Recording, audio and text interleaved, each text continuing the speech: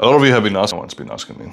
I just do this for the views and to figure out why my dating life looks like the winking asshole of Gollum. Why is dating so bad? It's always the same story. You meet or you match with someone, you try to plan the date, they're busy, and then they spend the rest of their life watching your stories on Instagram. I swear to God, I will start posting stories of myself fingering my ass. Hope you enjoy this. Let's be real, dating today sucks. It's confusing, it's exhausting, it feels like everyone is playing games, but why? What actually happens? I don't want to get into the whole social media and dating apps have ruined relationships talk. I'm sure you've heard of this many times before. I think it goes a little bit deeper. I think people are just very tired of these constant games. It's like we all silently agree that dating is a game now, a game where you have to act nonchalant, stay detached, never show your hand too early. And the crazy thing is, everyone knows it's a game, but everyone keeps playing it and complain that everyone else plays games.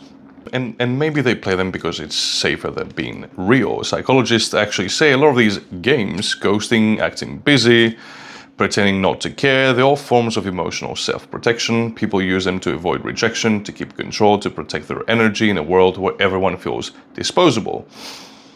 Some use them because they're burnt out. Too many conversations, too many disappointments, too much bad dick. Oh, they ghost, they disappear, they shut down. Others use them to stay in control. That's where it gets a little bit darker. When the game stops being protection and starts being manipulation. Some people ghost or play hot and cold because it gives them power. They decide when connection happens and when it ends. And then there are people who genuinely think disappearing is the kinder way to go. They don't want confrontation. They think silence hurts less than honesty. It doesn't. But that's how twisted dating has become. Men, women, everyone plays it differently. But for the same reason, no one wants to be the one who cared the most. Sometimes men lean in hard. The energy is there, the texts are constant, maybe even a little future talk, and then they disappear. Here's why that happens more often than people admit.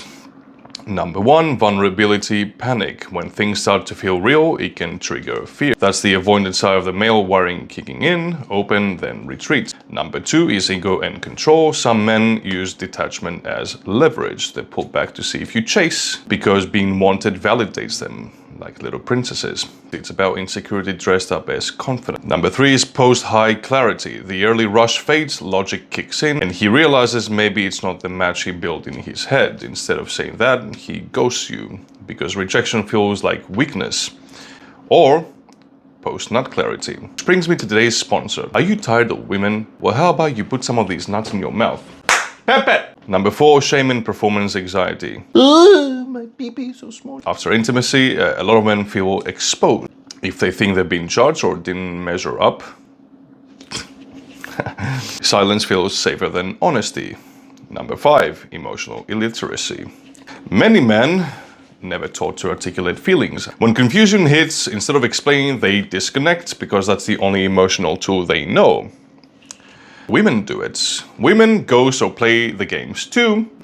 Surprise, surprise. Just for very different reasons. Number one is emotional self-protection. For many women, disappearing feels safer than confronting. A lot of them have to deal with a rejection turning ugly. I mean, I'm sure a lot of you ladies in your DMs have guys going, hi, okay, fuck you, bitch. I'm sure that's even more terrifying in person. Intuition and micro red flags. Sometimes something feels off. Small inconsistencies, tone shifts, comments, and rather than explaining, they walk away quietly. I honestly believe this is a very common one. Like when they get the ick because some paper got stuck in your shoe in the bathroom. Number three is energy management. Modern dating is overwhelming. Too many messages, too many almost connections. Ghosting or fading isn't always personal. Sometimes it's just a burnout. Number four is testing emotional safety. Some women pull back briefly to gauge your stability or interest. If it feels off, they disappear completely. That makes sense. Fear of being misunderstood is number five. Saying I'm not feeling it, it has led to defensiveness or anger before. So silence feels like the cleaner, safer route, even if it's not fair. Funny thing is, both men and women ghost or play games for the same reason underneath it all: protection. One's protecting the ego, the other's protecting safety. But either way, connection doesn't survive when everyone's guarding themselves from each other. Modern standards and unrealistic expectations. I think one of the biggest shifts in modern dating is how visible everyone has become on social media. A lot of women today have big online following, and whether they post fashion, fitness, lifestyle, or more revealing content, it has changed the way people see and value them. Social media gives constant access to attention and validation. When you're getting messages every day, compliments, DMs from people who seem successful or attractive, it shapes your sense of what's possible. A lot of these women who are very revealing online end up connecting with men such as athletes or musicians who are quite well known, and that experience can quietly reset their idea of what their level looks like. So McDonald's boy, you stand no chance. They thinking, I've gotten the DMs from the NBA player, I've gotten the DMs from the musician, I've even gone on a date with them, therefore now that is my standard. But the problem is attention isn't the same as intention. Those men might give you attention but not commitment. They might flirt, message, or even sleep with them, but it doesn't mean they see it as something serious, and that's where the confusion begins. When you get used to attention from people at the very top of the social ladder, it becomes harder to appreciate someone genuine who isn't flashy but would actually show up for you. I sound like a nice guy. It's not about blame, it's about how digital attention has quietly warped everyone's sense of value. Not just women, by the way. Men go through it as well, but in a different way. Men are constantly exposed to women online who seem unreachable. They subscribe to their OnlyFans, gooning to their explicit content. And over time, they build this strange one-sided relationship, a transactional fantasy where money replaces connection. Put that dick down, bro. They start to feel like providers because they give something. Money likes attention, and in return, they get an illusion of intimacy. Even though it's digital, it scratches the same itch as validation in real life. But the danger is that it blurs reality. You start mistaking fantasy for connection and pixels for affection. And at the end of the day, it's the same problem for both sides. We confuse visibility with value. Being seen by more people doesn't make you happier, it just makes you more distracted from what actually matters. Pepe's nuts. And I'm not above it either. I mean, I've got a pretty big social media following myself, but I can't even get a disabled woman to go on a date with me. She's missing one leg. I can still get a foot job, I think. I might get attention from women online, but it doesn't always translate to real life connection. Maybe it's because I talk about fingering my asshole all the time.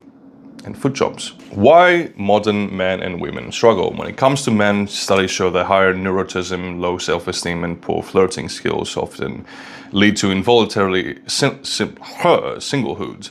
So sometimes the gamey behavior is rooted in the inner turbulence, not arrogance. For women, being more selective, valuing emotional depth, safety, and compatibility can also make dating harder because there's less room for trial and error. And both sides are exhausted by the same thing. Dating apps that turn connection into transactions, choice overload, superficial chats, emotional burnout. Men feel the pressure to perform, to show strength, confidence, control, when women feel the pressure to filter for safety and seriousness, different strategies, same fatigue. When a guy acts distant, or when a woman tests or disappears, it's not always manipulation, sometimes it's just fear. Sometimes it's overthinking, sometimes it's two people trying to play chess when all they really want was a conversation and maybe a foot. Where do I think this is heading? If we keep dating like this, performing instead of relating, protecting instead of risking, here's the quiet future I see. We'll be surrounded by people yet physiologically starved. Humans regulate stress through other humans, eye contact, voice, touch, foot.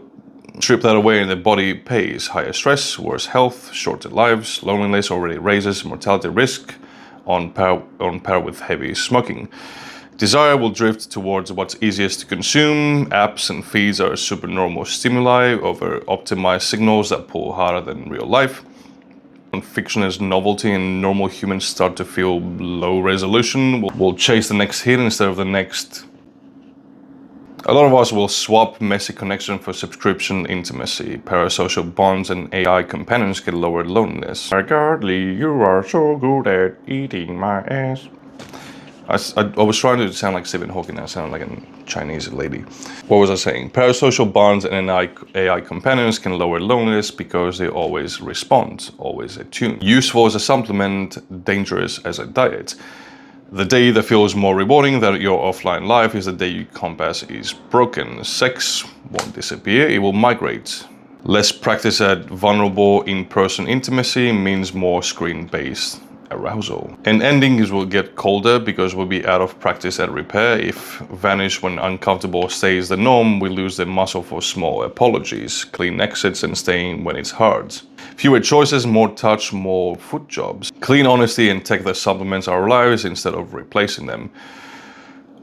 Or you're just gonna end up alone for the rest of your life with 4 pet raccoons. Or you can just reply to my DM and we can both meet up and you can give me a foot